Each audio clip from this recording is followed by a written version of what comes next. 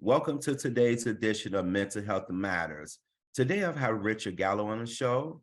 Richard's going to talk about the benefits of volunteering. So get you something to drink, get you a snack, and come on back. Good morning, Richard. How are you doing today? I'm okay. Good morning to you too, Jesse. Yeah, I know I spoke with you earlier. You was out walking your dog. How did that go? Good. He's a happy camper. He loves walking and he knows his routine. So he's expected to go to the coffee shop whether we're going in or not. He goes right to the door. Nice. So is this your first dog, Richard? No, I've had animals since I met my wife. Okay. So no, but he is my first service dog that I've had Okay. for the last 3.5 years. Okay. It seems throughout the years that having pets, preferably I'm talking about dogs, it seemed like it has became more popular throughout the years because everybody got dogs now. Even like in some of the workplaces, people are allowed to bring their dog there because it brings a certain type of energy to the office, meaning a positive Yes. energy. So a lot of offices are allowing people to bring their dog to the workplace. Yes, it definitely does, Jesse. Yeah. All right, Richard, let's start. So why don't we start off with you telling a little bit about yourself, your background, and then we'll go from there. All right, my name's Richard Gallo. I live in Santa Cruz, California. I'm a person with lived experience. I'm also hard of hearing.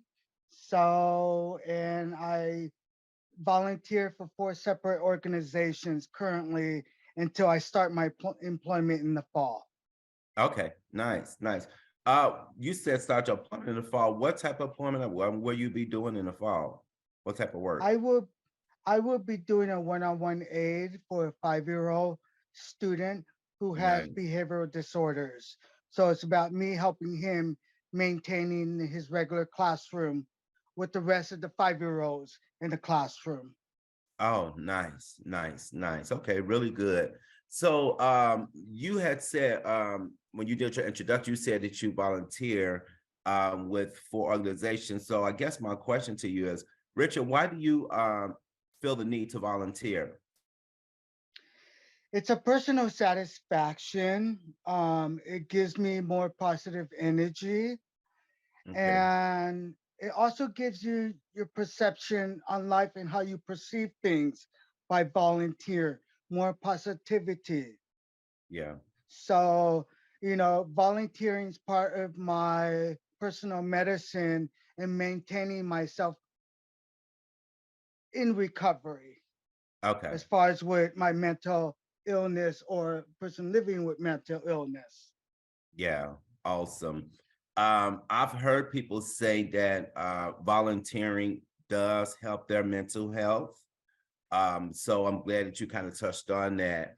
Um, when you talk about, because I want to dive a little bit deeper into that, when you say it helps your mental health, does it Mhm.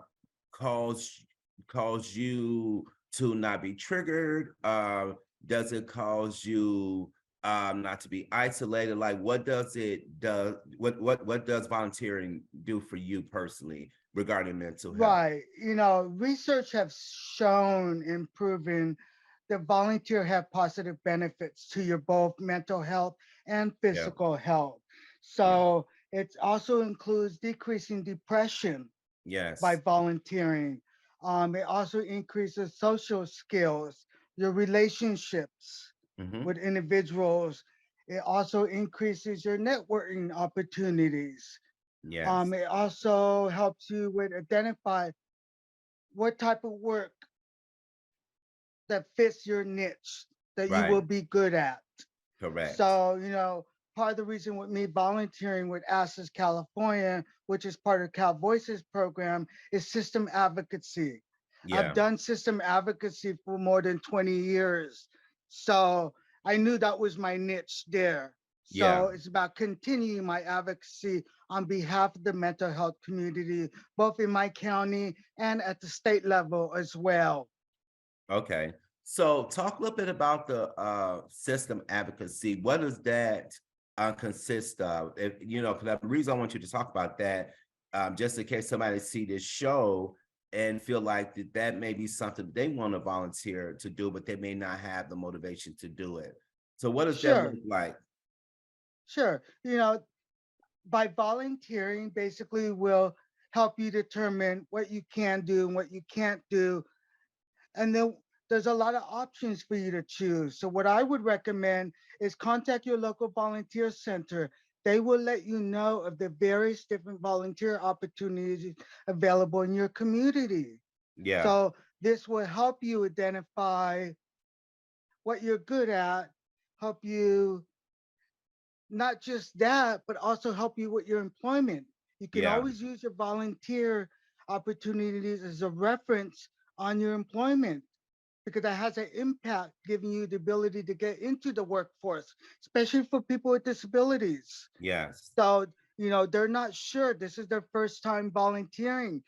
They have never worked. So, this will maybe give them the push from Yeah. volunteer to working, whether Yes. it's within that organization that they're volunteer with or other nonprofit organizations within their community similar to what they're volunteering with. Exactly. Exactly. So, Richard, let's talk about what you actually do for volunteer work now, or we could talk a little bit about what you did in the past of volunteer work. But I want you to just kind of highlight what you actually do or have done in the past to do volunteer work to help the community.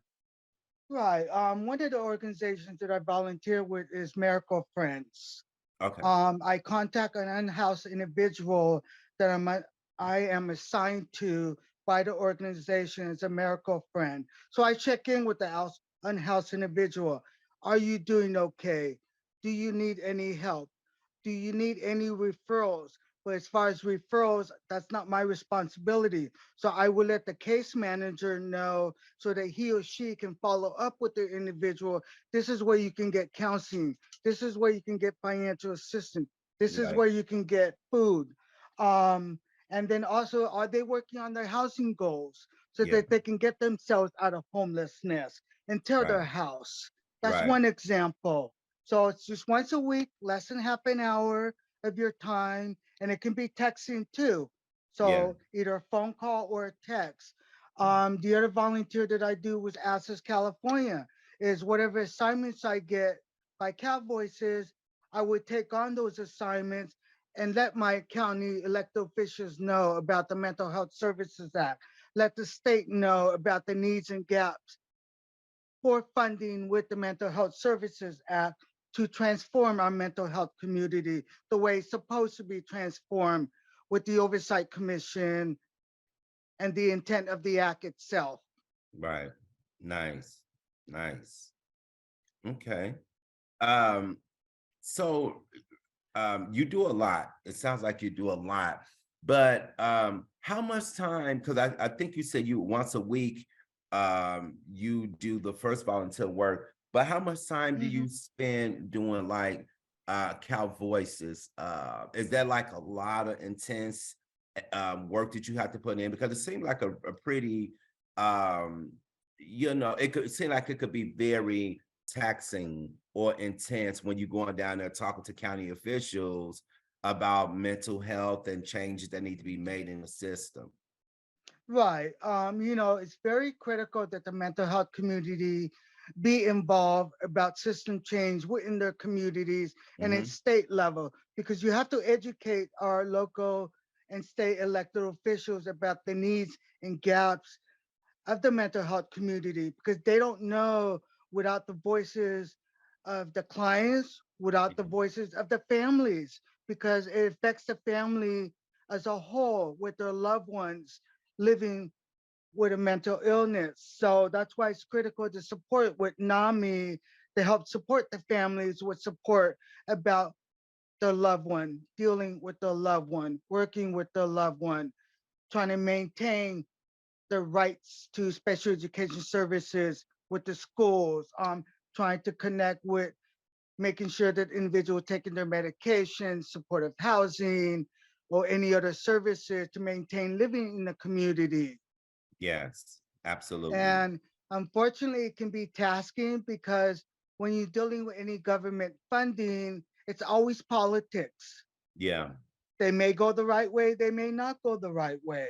yeah, So it's about educating, and Cal Voices is really good about that with our elected officials about being unbiased yeah, yeah, and making sure that funding is being used appropriately the way it's supposed to be used with our funding so that there's no waste or misuse of funds when yes, the greater need needs to be met, like the SMI unhoused community.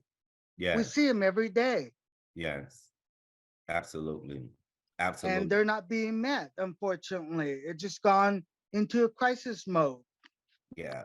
Richard, when you're volunteering in this line of work specifically that you just described, do you see a lot of people volunteering to get their voice heard that may have the same belief that you have, if that makes sense? It does. It Yeah. does. You know, with Access California, there's 19 Access ambassadors throughout the state. So we all do our volunteer work in meeting the needs of the local community in the state level. Yeah. So it's using the broken record of reminding of their responsibility and fulfilling the need to meet the gaps in Yeah. programs and services to serve the individual, to serve the families. Yeah. Yeah. So I know when you guys, so when you go to these like um county meetings or public forums to advocate and express your concerns, do you see a lot of people from the community volunteering to advocate about the services that need to be provided? You know, I do, but we need more voices from the mental health community and their families. That's what the problem is we need their voices Yes. to be able to educate and remind more elected officials in our communities, in our county, in our city where we live in, and at the state level. Yeah. There's lack of advocacy regarding this need. We get more opposition than we do support Yeah. because of the lack of feedback from the mental health community and their families. And Right. that's been one of our struggles, Yes. those of us who are doing this work. But we keep reminding ourselves, you know, an individual with severe mental illness doesn't have the capability of doing this. So, Right. in a way, we're their voices Exactly. speaking on their behalf. Exactly. Exactly. And the reason why I asked you that question, Richard, was because I want people who do watch this particular show to get involved if time will allow, because there's a saying that there's strength in numbers. So if you get people from the community who's willing to come and just volunteer, some time to this particular cause that we're talking about. And Mhm. a lot of times these meetings are once a month, ongoing meetings, or they just need to Right, find out what works for them. But I right. feel like getting involved with this cause would be a good use of somebody volunteering their time. And that's why I asked you that, because there is Yeah, strength in numbers. So totally. And it increases their social skills, it increases their advocacy skills by correct. doing this work. Yes. Yeah. So let me ask you another question. Do you think people should only volunteer in areas that they are interested in? Not necessarily. They Okay. could be doing other things that they may want to do, like working with animals at the local shelter. Yeah. It Yes. doesn't have to be your particular area of interest. There may be other areas of interest that they have never explored that they should explore to determine whether I'll like it or not. Exactly. That's exactly 100% correct. And I actually have a question because that's the answer I was looking for. People should explore not just in areas that they're interested in, but also areas that they may not particularly be drawn to because you never know what may come out of that. You may end up Right. liking it. You may end up obtaining a new skill, gaining new Mhm. tools. You just never know. And the reason, another reason too is I know someone personally who this person loves, when I say loves animals, like beyond what the average person would probably be into. And I don't mean that in a bad way. I'm just trying to Right. showcase this person love for animals to the point that they were involved with an animal adoption agency. When they started Mhm. volunteering there, they fell so much in love with animals that they start their own adoption agency for Mhm. animals. This person started not only there, but this person started a farm. Got a farm, and they was telling me because I was talking to them a while back, and I was drawn by their passion and their interest to save dogs, to save cats. I mean, Mhm. to just save animals. And so one of the things that the person was telling me was they was like, when I first started volunteering at the I think it was like an animal shelter or adoption shelter or something, they were Mhm. saying that, when the dogs or cats or whatever start to be brought into the shelter with no owner or with no home, they were saying that they felt the animals energy, like, and so my question, I said, wow, so dogs and animals, they have emotion and feelings, and this person said, Jesse, absolutely. And so that was a start of it. And this person, when I tell you, this person is heavily involved, to the point where they solicit other people to try to get Mhm. involved and volunteer and take these animals home, to get them off the streets and to avoid them from being put down and getting killed. So Right. that's just one way that Right. you could get involved. So what are your thoughts on that? And that's good that he did that. It shows him what he's capable of doing. Yeah, You absolutely. know, it improves your mood, it reduces stress, and it helps your anxiety. Yes. Yes, it does. 100%. 100%.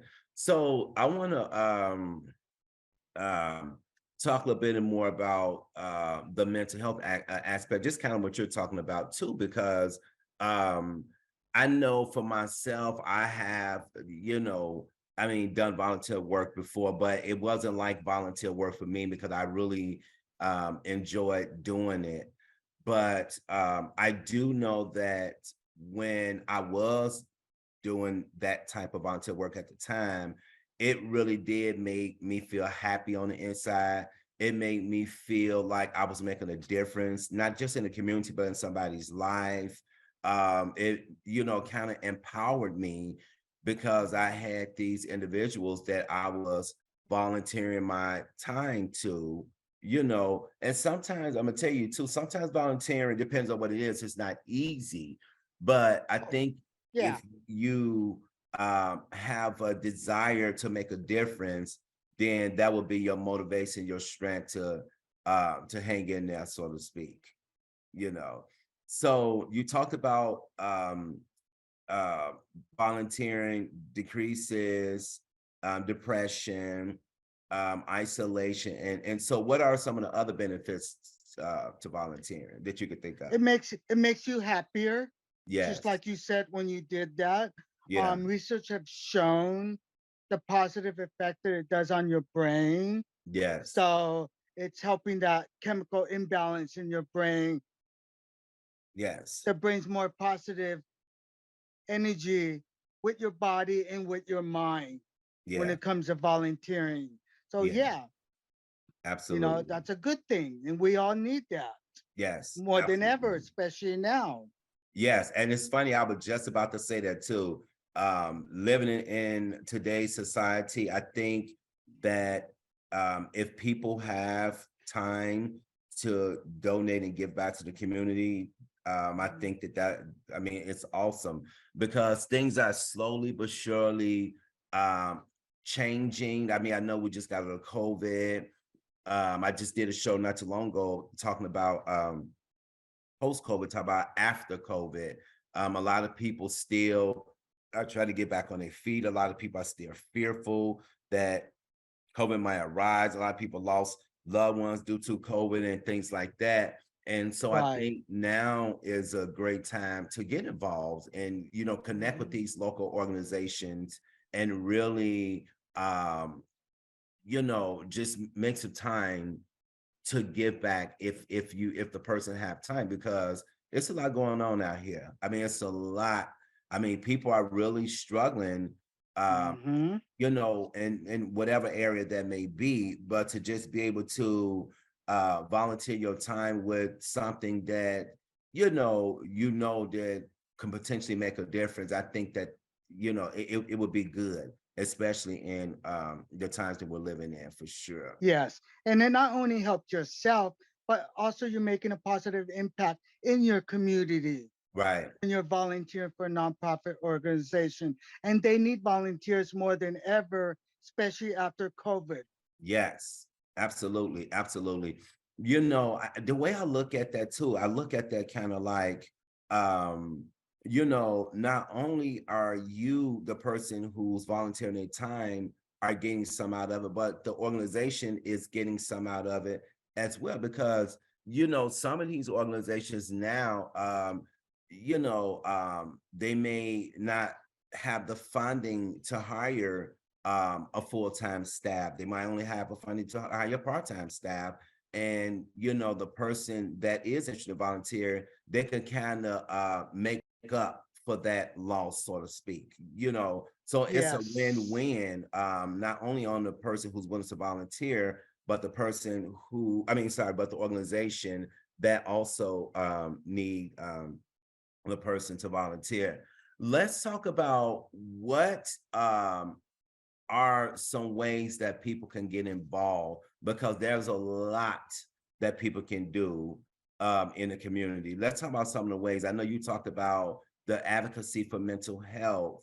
Mhm. I know you're going to start a job in the fall. So, what are some other ways that people can actually get involved in the community with volunteering? There's so many.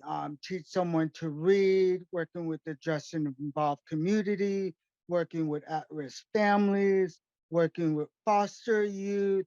I mean, it Yes. just goes on and on. There's Yeah. so many variety of volunteer work that you can do.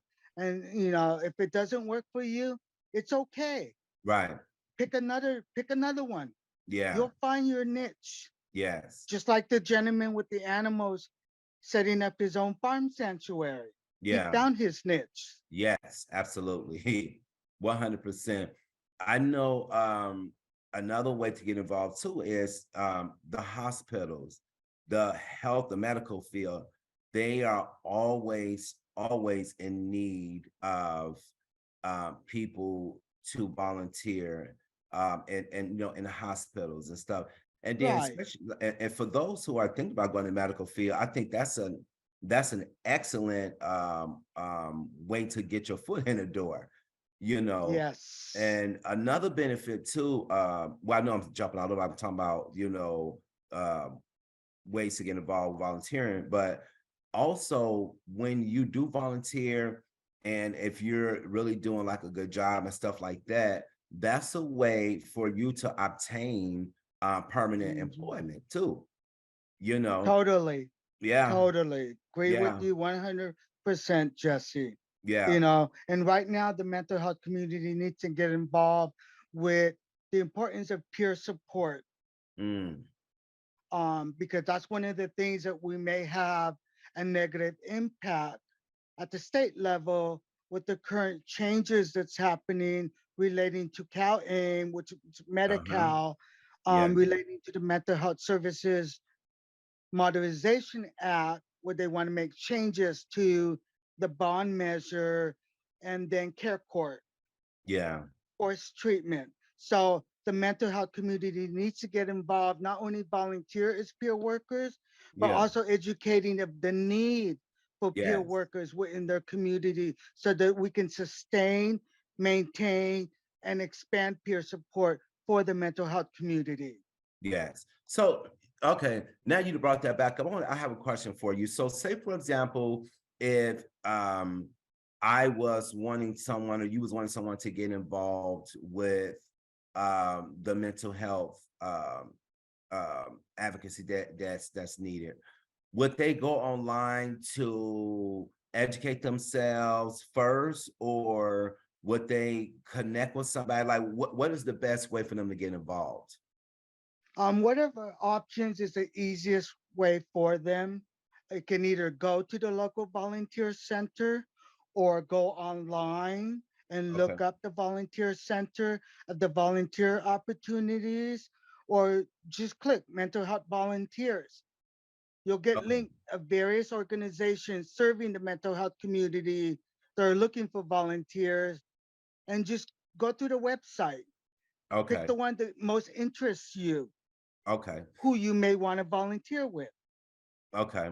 And so once that process is completed, um, do they like do a lot of these organizations do they like do a background check on them, or they just kind of just okay, okay. Now talk a little bit You about that. know, yeah, it varies from organization to organization. Usually you have to submit an application first to do volunteer work, and then they'll do the screening, the interview, and sometimes most volunteer organization will do a job match or a volunteer match, Okay, what fits you and okay, the types of volunteers that's available or open. But you're the one that's going to pick and choose what you want to do and how much you want to do, because you okay, also have to take care of yourself, self-care.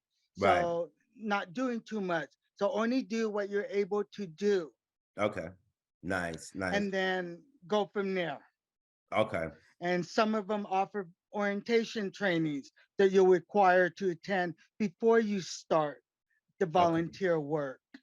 Okay. So I'm so glad you brought that out because I wanted to highlight that. And just to just be transparent with you, years ago I know someone who was interested in volunteering, but they didn't move forward with that because they felt like, well, let me back. They thought that people were not getting screened when volunteering. They thought that you could just walk off the street and go in this building and say, "Hey, I want to volunteer," and you just get to volunteer. Don't know nothing about these people. And so I proceeded to explain to my friend that no, they do a screening. They check your background, call reference. You have to fill out a job application. They train you. Like it's like getting a real job, you know. Right. So Absolutely. yeah. So it's good that you And these highlighted days, that. absolutely. And these days, most nonprofits require to do background check, especially if you're having contact with your local community, other individuals, families, Yes. or children, especially. They're Yeah. required to, because they have to protect the community and they have to protect the agency. Yes, exactly, exactly. I want to go back to the advocacy portion of volunteering. Um when you guys go to these hearings or meetings, are these meetings ongoing, or is it just, just held sporadically? They're ongoing, they're monthly. Okay. Most of them are usually monthly. The hours vary. It can be a 2 hour meeting, it can be a 4 hour meeting, it could be a 7 hour meeting. Yeah. So it varies depending on where the subject matter that you're going to speak on is on the agenda. Is it the beginning? Is it in the middle? Or is it the end? So unfortunately, sometimes you have to wait. Yeah. And Okay. Okay. But all in all, if a person want to get involved in this particular area of volunteering, the meetings are ongoing. And so give and take us maybe about maybe like anywhere from an hour or two, depending on when the community is able to give their feedback. correct, Okay. correct. It's just like currently Santa Cruz County is doing their innovation plans. Um, Okay. $44 million for the Wow. next 3 years, 4 Okay. years.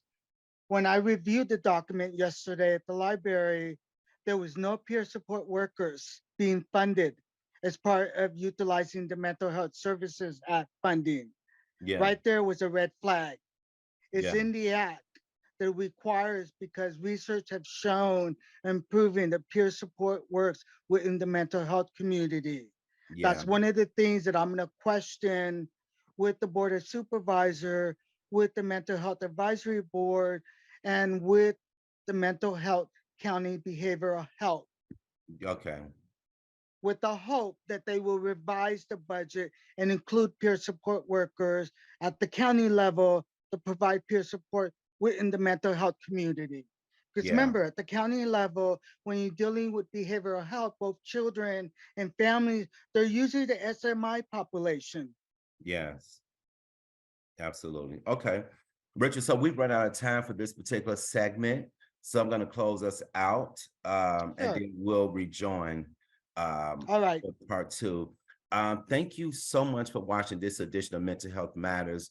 If you enjoyed this particular show, if you would like to be a guest on our show, or if you would like a DVD copy of the show, please dial